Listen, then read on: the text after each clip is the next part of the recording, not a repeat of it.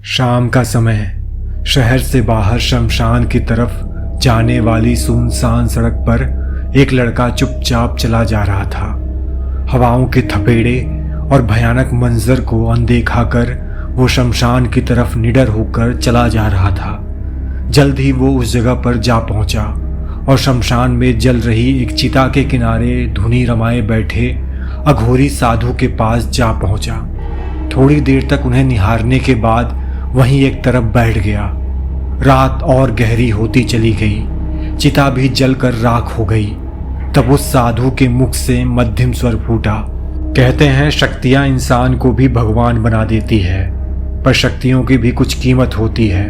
वो मुफ्त में हर किसी को नहीं मिलती और कुछ शक्तियां इंसानों की आत्माओं का सौदा करती हैं। एक लंबी सांस लेकर उस बूढ़े अघोरी ने राख हो चली चिता की ओर देखते हुए कहा।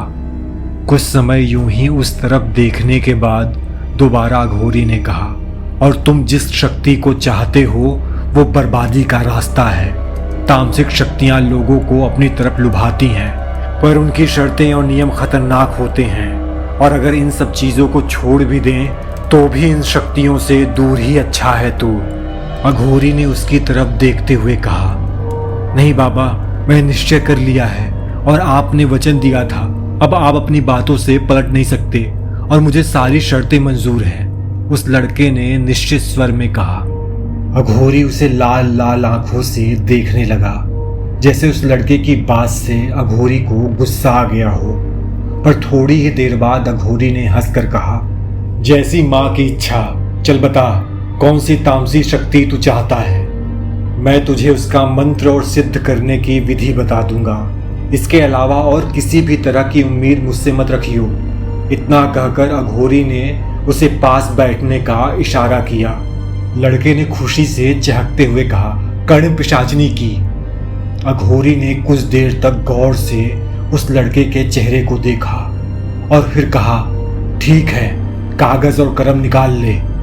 इसके बाद अघोरी ने उस लड़के को सिद्धि की पूरी विधि बता दी, जिसके बाद अघोरी ने कहा, पर ध्यान रहे, ये तामसी शक्तियों की सिद्धि के बाद ये तुम्हें पवित्र नहीं रहने देंगी, और अगर तुमने किसी भी देवता की पूजा की तो ये तुम्हें अपने साथ अपने लोक ले जाएंगी, जहां तुम इनके गुलाम होगे। सिद्धि के बाद ये कर्ण पिशाचनी ही तुम्हारी सर्वस्व हो जाएगी, और मुझे इससे कोई दिक्कत नहीं बाबा। अघोरी की बात को अनसुना और बीच में ही काटते हुए उस लड़के ने कहा, और अघोरी को प्रणाम कर बाहर की तरफ चल पड़ा। अघोरी उसे गुस्से से जाते हुए देखता रहा। उसके नजरों से ओझल होने के बाद अघोरी ने ऊपर की तरफ देखकर खुद ही से बोला, जैसी माँ की इच्छा। ये कहकर अघोरी शमशान के किनारे बह रही नदी की तरफ चल पड़ा। इस बात को 1 महीने बीत गए थे। तभी एक शाम वो लड़का शमशान की तरफ आ रहा था। वो पहले से ज्यादा दुबला हो गया था। देखने में ऐसा लग रहा था कि जैसे कोई सालों से बीमार हो। पूरा चेहरा पीला पड़ गया था, आंखें अंदर धंस गई थी और चेहरे पर डर साफ जाहिर होता है। जरा सी आहट पर वो लड़का डर जाता है और आहट की तरफ डर से देखने लगता है। आखिरकार वो बेचैन हो खुद से ही बड़बड़ाने लगता है, न जाने कब बाबा आएंगे। उसी दिन से वो दिखाई नहीं दिए। मैं भविष्य नहीं देख सकती, इसीलिए मुझे नहीं मालूम, पर वो अभी शहर के दूसरे शमशान में है। एक मध्यम और भयानक किसी स्त्री की आवाज उसके कानों में गूंजी, जिसे सुन के वो डर से थर थर कांपने लगा। किसी तरह वो खुद के डर को काबू कर वहां से सीधे बाहर निकल गया और शहर के अंदर बने शमशान की तरफ चल पड़ा।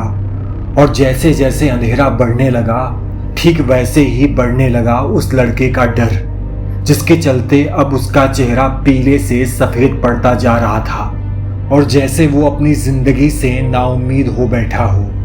पर अब तक वो उस शमशान के पास पहुंच चुका था। अंदर जाकर लड़के ने अघोरी को ढूंढना शुरू किया। जरा ही देर में एक ठंडी पड़ी चिता के किनारे बैठे अघोरी ने खुद ही आवाज लगाई, इधर आ जा। वो लड़का उस तरफ को चल पड़ा। जैसे जैसे वो उस अघोरी के पास पहुंच रहा था, उसके कान में वो भयंकर आवाज उतनी ही तेजी से चीख रही थी और उसे वहां न जाने के लिए कह रही थी। यहाँ तक कि उस लड़के के कानों से खून निकलने लगा और वो अघोरी के पास पहुंचकर गिर पड़ा। अघोरी के पास पहुंचते ही लड़के के कान की चीख शांत हो गई और उसके चेहरे के डर के भाव चले गए। अघोरी उसे गुस्से से घूरे जा रहा था, जैसे कोई अपने सदियों पुराने दुश्मन को देख रहा हो। थोड़ी देर बाद अघोरी ने चिता से एक नरमुंडी को उठाया जो उसमें उल्टा पड़ा हुआ था। कुछ मंत्र बुदबुदाए और एक तरफ रख लड़के को उठाकर बिठाया। थोड़ी ही देर में 2 धोती कुर्ता पहने लोग वहां आए और लड़के के सामने मिठाई और पानी रखकर चले गए। अघोरी ने इशारा किया और लड़का जो अब शांत बैठा था उसने मिठाई खाकर पानी पिया। उसको देखने से ऐसा लग रहा था जैसे किसी काल कोठरी में सदियों से बंद कैदी ने आसमान देखा हो। थोड़ी देर खामोशी रही और अचानक से अघोरी की आवाज उस पूरे शमशान में गूंज उठी। अब तू क्या चाहता है मुझसे? जो तुझे चाहिए था दे दिया, अब क्यों खाक छान रहा है शमशान की? एक से पेट नहीं भर रहा, बोल तो नेत्र पिशाचनी का भी मंत्र दे दूं? गुस्से से देखते हुए अघोरी ने कहा। अघोरी के होठ गुस्से से भड़क रहे थे और देखने से ऐसा लगता था जैसे वो उस लड़के को 2 हिस्से में काट डालेगा। पर लड़के ने हाथ जोड़कर मरी हुई आवाज में कहा, बाबा मुझे इससे छुटकारा दिलाइए। मुझसे भूल हो गई जो मैंने आपकी बात नहीं मानी। मुझे इससे बचाइए। ये पिशाचनी मुझे हमेशा किसी खून चूसने वाले जीव की तरह चिपकी रहती है और सरपड़ी की तरह मेरे बिस्तर पर रहती है। बाबा मुझे बचाइए। लड़का ये बोलते बोलते रोने लगा और अघोरी के कदमों पर गिर पड़ा। पर अघोरी बाबा मुस्कुराने लगे और वो मुस्कुराते हुए बोले, मैंने मना किया था ना, पर तुमने मेरी बात न मानकर अपने पैरों पर कुल्हाड़ी मारी है। खैर अब इससे पीछा छुड़ाना मुश्किल है। आप जो बोलेंगे करूंगा बाबा, मैं कुछ भी कर लूंगा। बस आप मेरी जान छुड़वा दीजिए, इससे मैं कुछ भी करूंगा। लड़के ने बिलखते हुए कहा। अघोरी ने लड़के की आंखों में देखकर कुछ मंत्र बुदबुदाया और कहा, आज की रात तुम्हें इस शमशान में बितानी है। ध्यान रहे कुछ भी हो जाए इस शमशान से बाहर नहीं जाना है तुम्हें। अगर तुमने आज की रात बिता ली तो कल मैं इस बारे में कुछ करूंगा। खड़े होकर बाबा ने उस नरमुंडी को उठाया और बोले, इस शमशान पर मैं रक्षाबंधन और उच्चाटन कर रहा हूँ, जिससे यहाँ पर 3 दिनों तक कोई बुरी शक्तियां तो क्या साधारण आदमी भी नहीं आएंगे।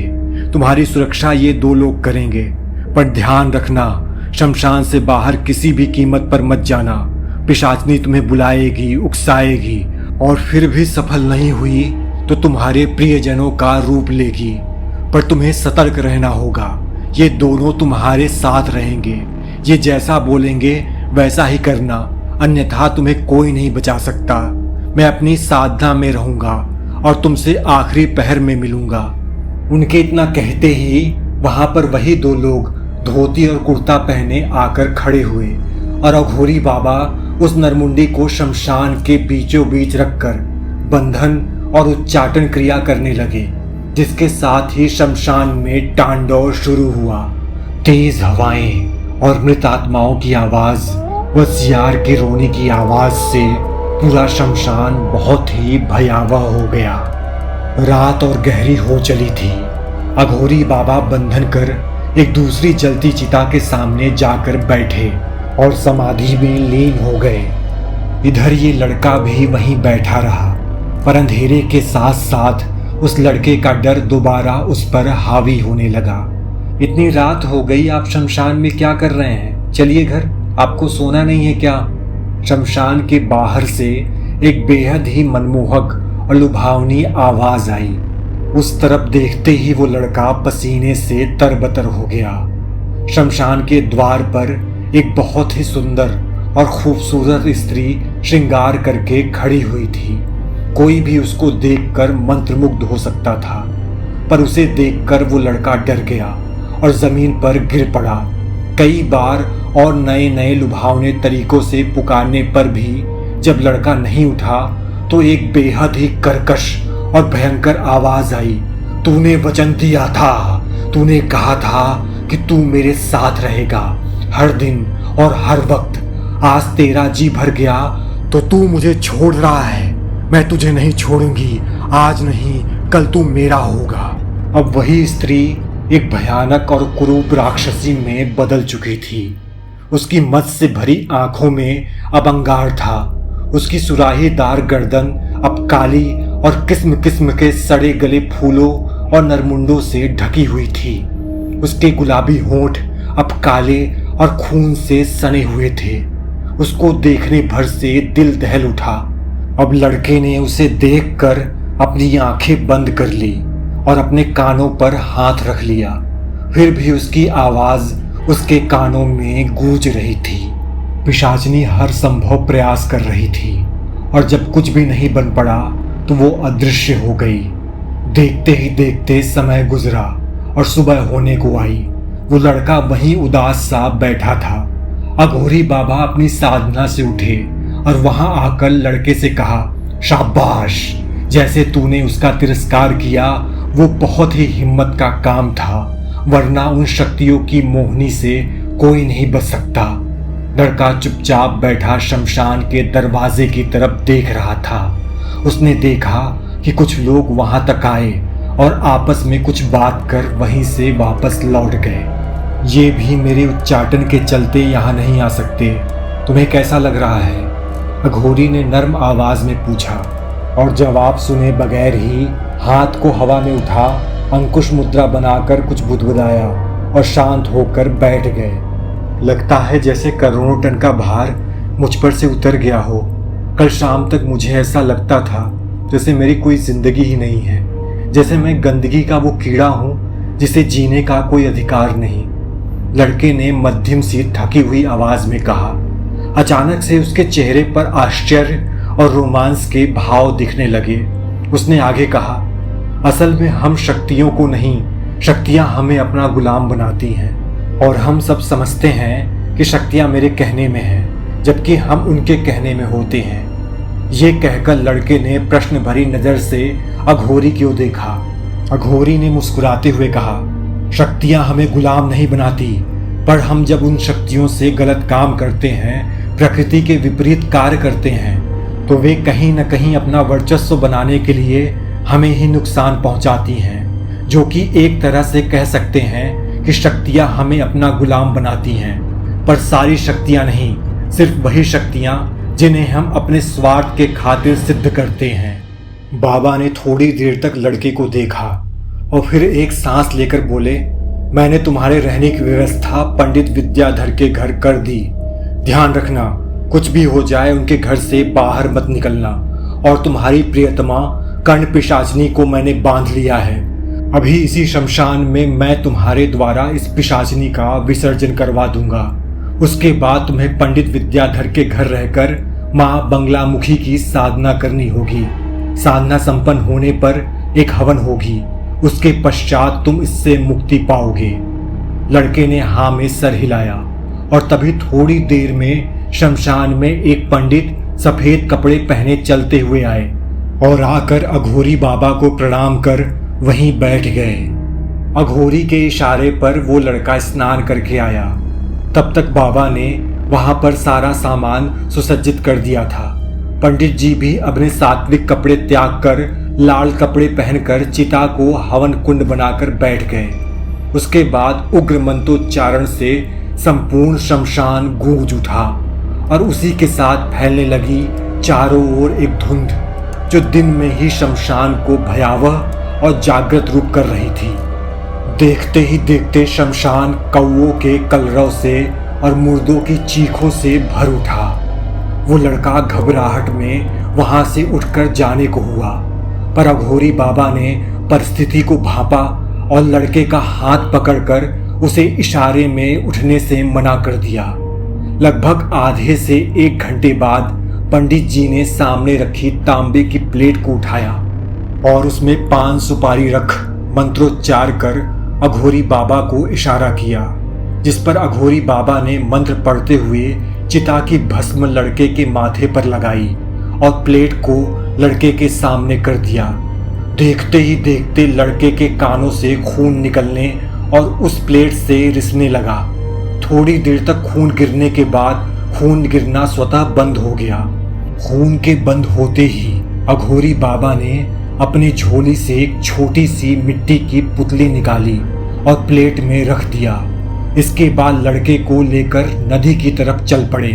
लड़का चुपचाप चलता रहा। जब सब नदी के किनारे पहुंचे तो अघोरी बाबा ने लड़के से इशारे में प्लेट को नदी में प्रवाहित करने को कहा। लड़के ने वैसा ही किया। प्लेट तो तुरंत डूब गया, पर पान का पत्ता कुछ दूर तक तैरता हुआ गया। अचानक से कुछ हलचल हुई और पान का पत्ता एक झटके के साथ डूब गया।